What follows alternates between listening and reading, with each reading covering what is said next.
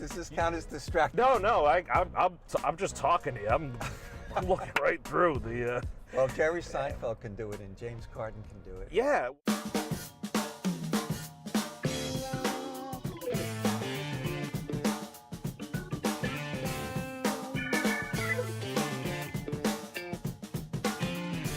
Welcome into Carpooling with Ben. Over the past few weeks, we've looked at two organizations, and today we're going to tie them together back with the original organization. Michael Moloney of HMEA, Horace Mann Education Association, joins me in the car. Michael, good to see you. Good morning. And a couple weeks ago, we had Kelly from TechACCESS Rhode Island. You guys work together. They're under your umbrella.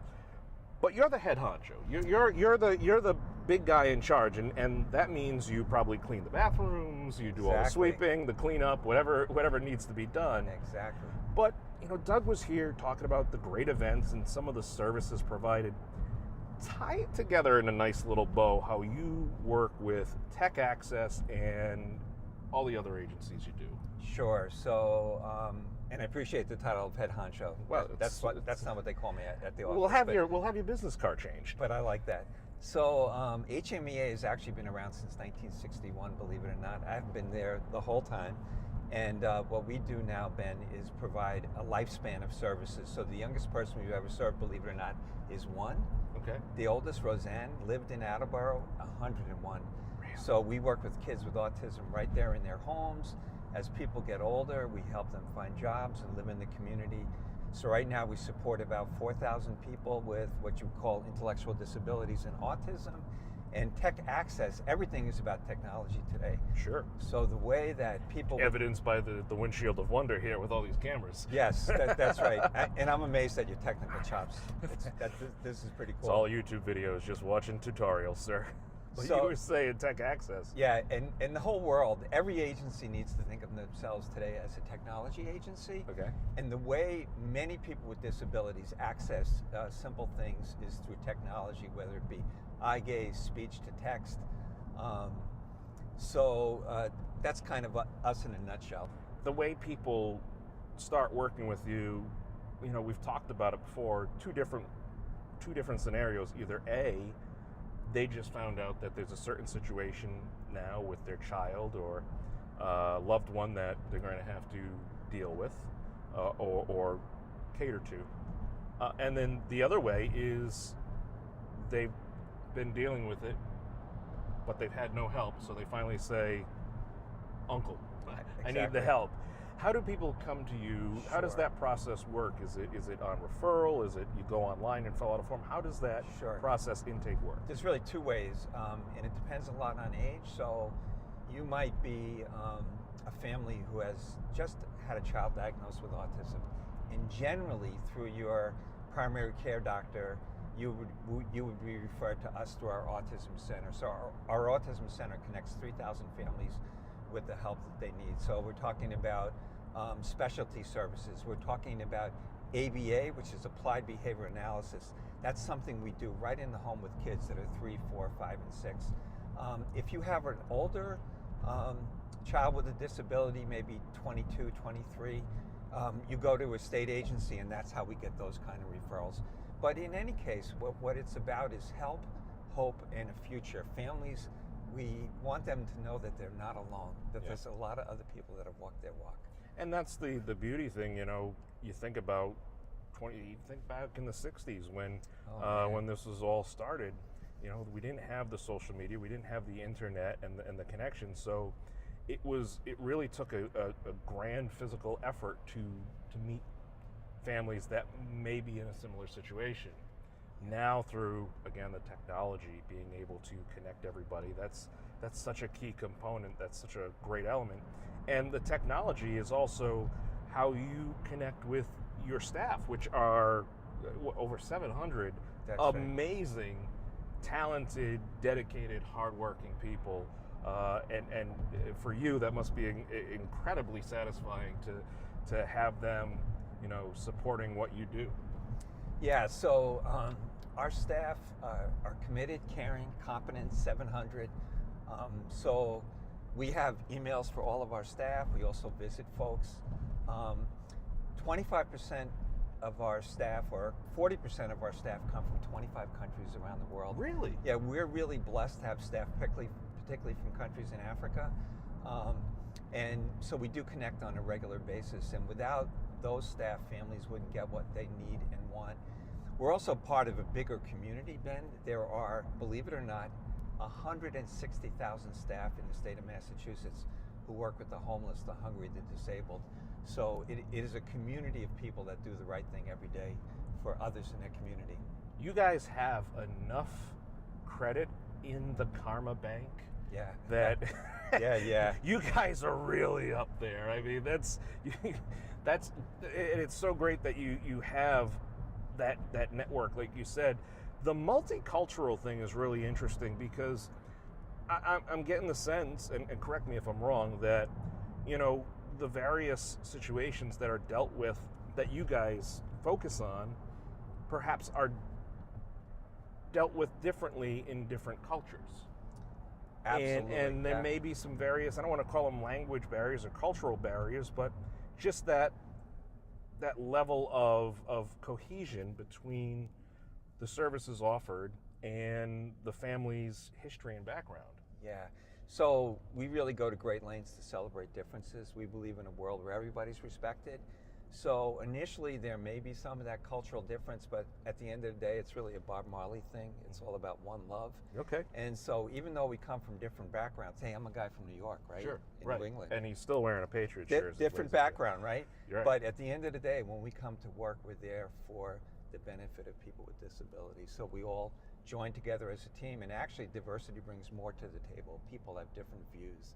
And when you put all those views together, put some teamwork, sprinkle a little bit of that on top, you have a little bit of magic that happens. Great respect, great love between the people that we support in our staff. Michael, we talk about the technology aspect of things, and there's many different manufacturers out there. There are many different organizations out there, but one that has really struck up a great relationship with you guys is Dell.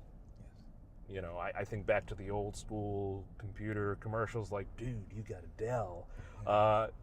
You guys really do have Dell. You have them right there. Talk to me and explain how that relationship works and how they support it. Yeah, so this is really cool. Originally it started with EMC, of course, and then they had the merger, but for at least 10 years, we've had a relationship. They've helped us raise $1.8 million. We hold a walk right at their place. Sure. This is really cool. They've given us enough IT equipment that we have our own IT business for nonprofits. It's called Cloud for Causes. You have the cause, we have the cloud. So we support about 5,000 devices right out of HMEA because of that help from Dell. Also, they've helped us build a Habitat Humanity house. I mean, one of the coolest things, they've lent us their kind of black belts, their efficiency experts. No kidding. So those folks come over. Technology ninjas. Yeah.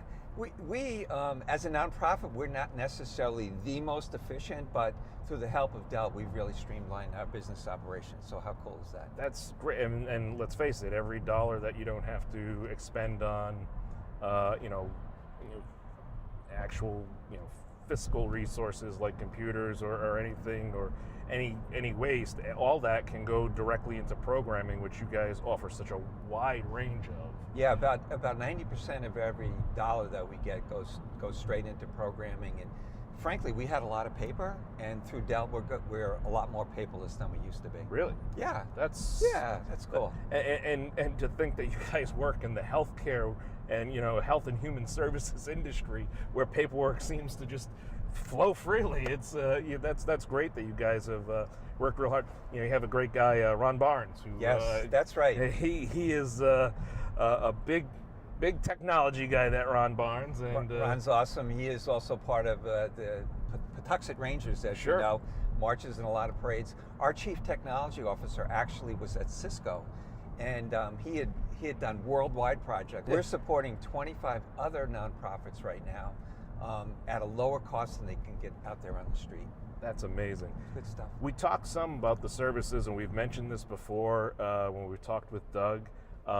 You have various ways that you insert your clientele into the workforce through various programming, whether it be the Helping Hands florist or finding the right work employee partnership for them. Talk to me about that. Glad you brought that up. So we have 55 different businesses that people are employed at. We have a redemption center. We have the floral shop, as you mentioned. People work at TJX. They work at Panera. Some people have been voted Employee of the Month. Some are actually training other people. But I'm glad you brought that up because we're involved in an exciting project with Dell now. So Microsoft, SAP, Hewlett-Packard, and other companies are starting to recognize the ability of people with autism. So we are now working on launching a program at Dell to hire autistic people into technical jobs at Dell. Wow. So this is taking what people have thought of as a deficit, autism as a deficit, but companies are talking about it as an advantage, the autism advantage. Sure. So SAP, for example, is hiring 650 people on the autism spectrum, and that is thrilling. So we're going to be launching this in the next few months at Dell. Wow. Well, I mean, stuff like this, obviously people can learn more by just going to your website or your Facebook page and seeing how this all, continues to transpire and just grow. But they can also come out and show their support at your incredible day. That's right. The walk, roll, stroll, drive, go-kart, right. Take a snowmobile if we still got a little snow on the ground. That's but right. it's a wonderful day you guys have in the month of May. Talk to me about that. So this year it's really on May great 24th. I think it's our 16th or 17th, right there on the grounds of Dell. It's a family affair. Okay. So there are clowns, there are trains, there are touch things, there are dogs, there's all kinds of things people can do. Last year we raised about $180,000. But as I mentioned, it's really about families, it's about community, it's about celebrating the differences in all of us. And I'm pumped for another great year. My state rep, Jeff Roy, happens to come out, and we run with people in wheelchairs now. Well, that's great. And we're alive at the end, Ben, There you which go. is good. And you look good. yeah, I mean, I'm doing okay. I'm doing okay. Nick, Ron, and Peter are always there. Our friends Nairobi there in the back seat. They're Hey, guys. They're there. Great supporters of HMEA as well. Working with the various properties that you have, because you have a number of group homes as well. Yeah, so we have 24 group homes around the state of Massachusetts. We have 7 employment centers. And then in addition to that, we work in the homes of about 150 kids. Wow. And in about 110 communities. So we're throughout Massachusetts. You guys and are Rhode Island. You guys are literally angels on earth. All your staff, your volunteers, your donors. I mean, it really is something special. Maybe, just saying, maybe next year, we take a little bit of that good karma, we throw it the Patriots' way, we can get another ring. That'd be awesome there. I mean, obviously, your development director, Doug, is a huge Patriots fan. I think he put you up to wearing the Teddy Bruschi jersey, which was very nice of him to do there. You look very sharp in Thank that. you very much. Yes. And Autographed. It's not bad for a guy who came from New York, ladies and gentlemen. There is hope. There is hope out there for everybody, and we'll let Philly enjoy this one. A few weeks ago was a little rough, but we're doing okay. That was tough. Michael, thank you so much for Thanks, joining Ben. me in the car. It's been great chatting with you. Folks, go find these people online. Go find HMEA.